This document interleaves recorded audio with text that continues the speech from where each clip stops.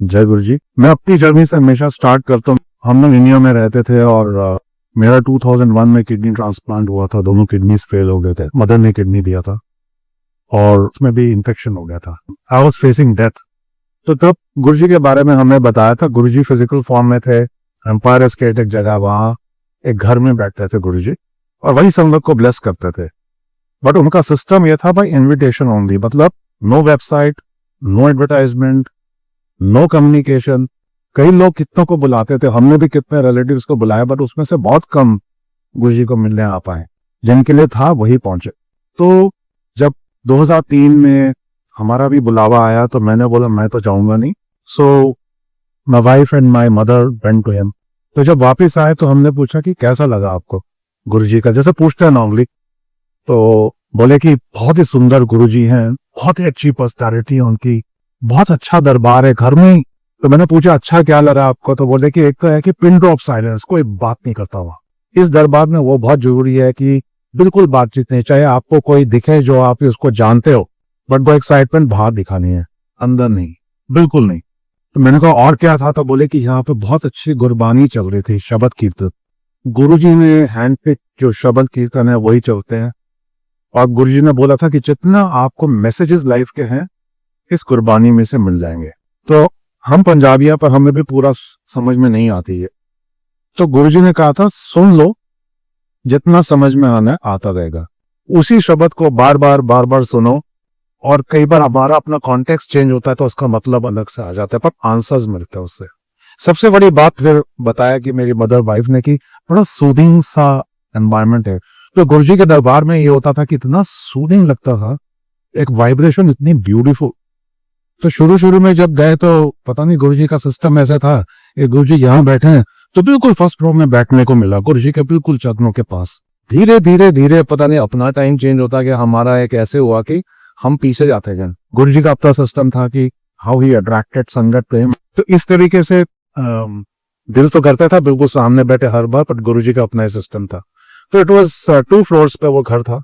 तो फिर उसके बाद ये हाल होना शुरू हो गया कि जब बैठ जाते थे हम, तो जो सेवादार वहां पे थे, तो चाय प्रसाद मिलता है, चाय प्रसाद मिलने के बाद वो और संगत आती थी तो वो देखते थे कि पुराने कौन है इसमें।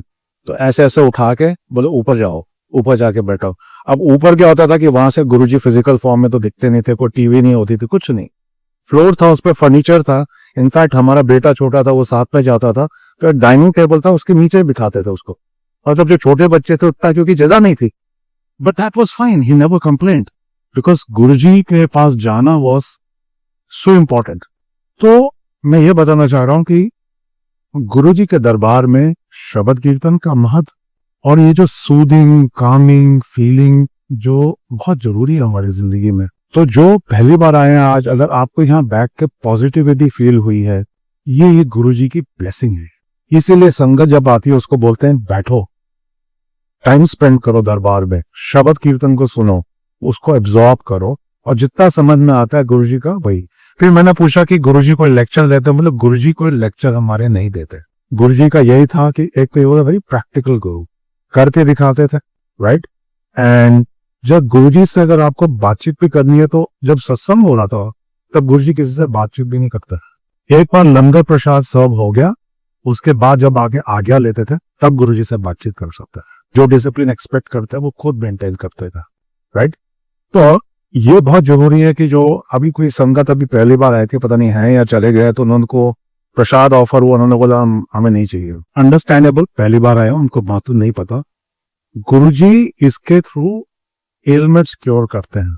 एंड हम कई बार बैठते हैं कि हमारे बॉडी में क्या कॉम्प्लिकेशन है, क्या हो रहा है, हाउ डू वी नो। तो गुरुजी का प्रसाद बहुत जरूरी है। गुरुजी हमेशा कहते थे मांगो मत मानो।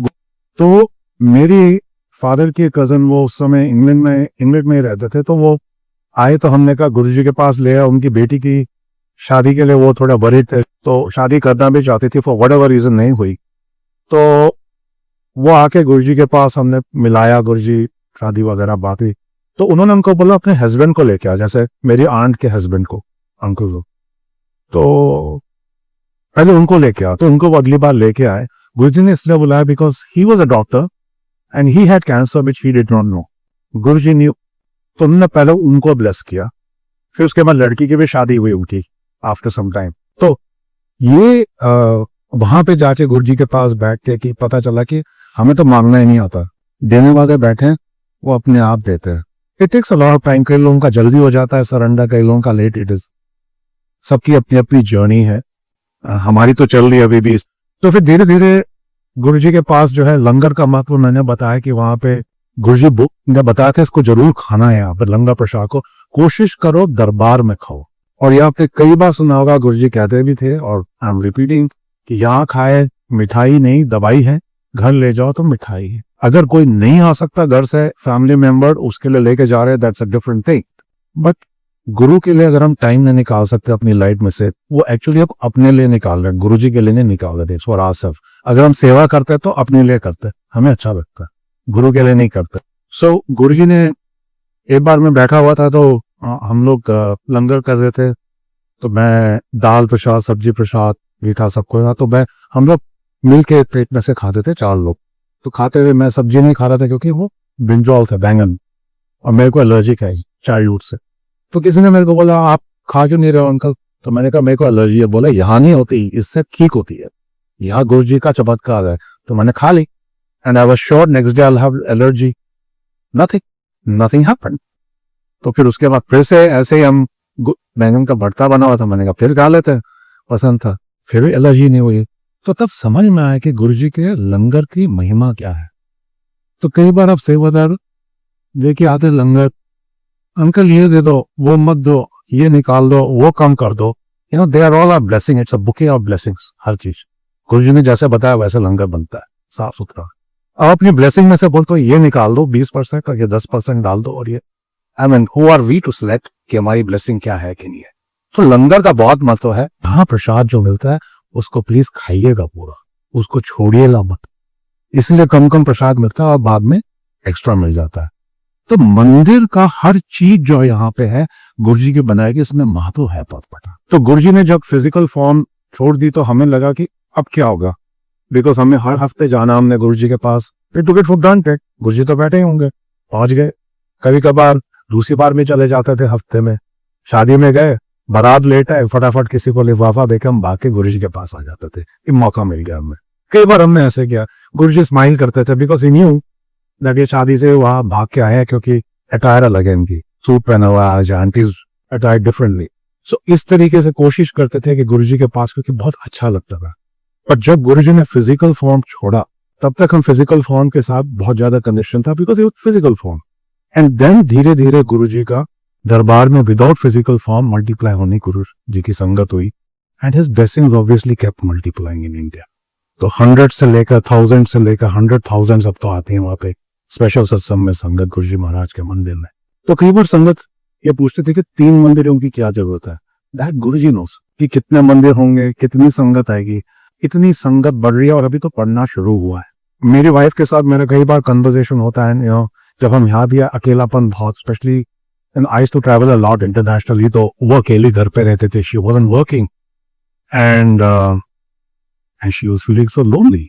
किसके पास जा, जो इंडिया से आते हैं यहाँ पे एट स्टेज ऑफ लाइफ, बोलते कहाँ फंस गए हम लोग आके, यहाँ पे तो बात करने के लिए कोई नहीं है, कोई देखने के लिए नहीं है।